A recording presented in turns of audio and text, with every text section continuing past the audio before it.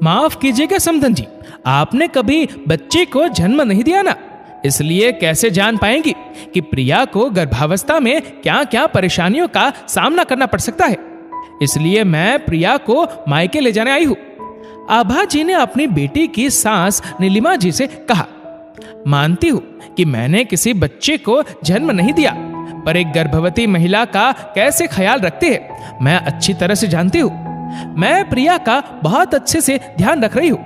पहला बच्चा तो परिवार की परंपरा अनुसार ससुराल में ही होना चाहिए। आप बेफिक्र रहिए, आपकी बेटी हमारी बहू भी है, नीलिमा जी ने कहा।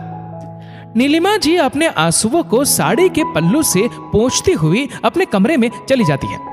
इस घर में आए उन्हें 20 साल हो गए हैं, पर हर बार अच्छी मां होने की अग्नि परीक्षा से गुजरना होता है।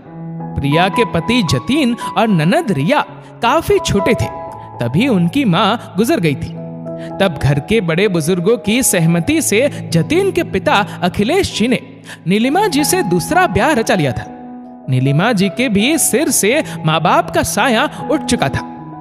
वे अपने चाचा चाची पर आश्रित थी। उन्होंने पल्ला झाड़ने के उद्देश्य से अखिलेश जी जैसे विधुर लेकिन संपन्न व्यक्ति से नीलिमा का विवाह करा दिया। चुलबुली अलहड़ नीलिमा जिम्मेदारियों की चादर ओढ़कर कब गंभीर नीलिमा जी बन गई पता ही नहीं चला। वे दोनों बच्चों पर खूब स्नेह बरसाती। उन्होंने फैसला कर लिया था कि अब वे अपना बच्चा नहीं करेंगी, अपनी ममता को बंटने नहीं देंगी। जतीन और रिया ने भी उन्हें मां के रूप में दिल से स्वीकार कर लिया। बिखरा परिवार एक बार फिर पटरी पर आ गया, लेकिन नाते रिश्तेदार आस पड़ोसी उनकी ममता को ठेस पहुंचा ही देते। सबको उनका अच्छा रहन सहन संपत्ति दिखती, पर उनका त्याग और परिवार के प्रति समर्पण दिखाई नहीं देता। परिवार पति बच्चों को संभालते संभालते वक्त कब बीत गया पता ही नहीं चला। 2 साल पहले बेटी रिया की शादी मां का हर फर्ज निभाते धूमधाम से कर दी। एक ही ऑफिस में साथ नौकरी करते जतीन और प्रिया ने शादी करने का फैसला लिया। प्रिया की मां आभा जी इस रिश्ते के खिलाफ थी। उनका कहना था, मुझे तो यह रिश्ता कहीं से भी ठीक नहीं लग रहा। जतीन की मां सौतेली मां है, ना जाने तेरे साथ कैसा व्यवहार करेगी। लेकिन प्रिया तो जतीन को पसंद करती थी। ना चाहते हुए भी आभा जी को इस रिश्ते को हाँ करनी पड़ी। जब प्रिया शादी करके ससुराल में आई तो नीलिमा जी के रूप में मां, सहेली, बहन सब एक साथ मिल गए। चूंकि प्रिया का ससुराल उसी शहर में था, इसलिए उसे जॉब भी नहीं छोड़नी पड़ी। घर गृहस्थी संभालते हुए वह नौकरी भी कर रही थी। नीलिमा जी उसका बखूबी साथ देती। वह कहती, बेटा गृहस्थी के काम तो जिंदगी भर लगे रहते हैं, तुम जतीन के साथ कहीं घूम फिर आओ। कभी प्रिया को ऑफिस से आने में देर हो जाती तो वह खुद डिनर बनाकर रख देती।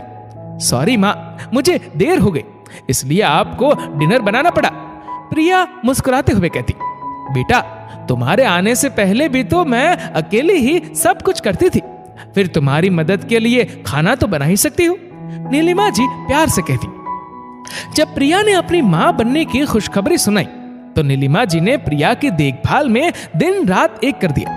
उसकी दवाइयां, फल, दूध, खाने पीने का बराबर ध्यान रखती, अपने हाथ से खाना खिलाती। प्रिया तो इतना प्यार पाकर फूली नहीं समाती, पर ना जाने क्यों प्रिया की मां को नीलिमा जी की ममता पर शक था, इसलिए वह उसे डिलीवरी के लिए अपने साथ लेने आई थी। जब प्रिया को अपनी मां के मंसूबों के बारे में पता चला तो उसने स्पष्ट शब्दों में अपनी मां से कहा, मैं यही अपने बच्चे को जन्म देना चाहती हूँ, सासु मां की ममता के छांव तले।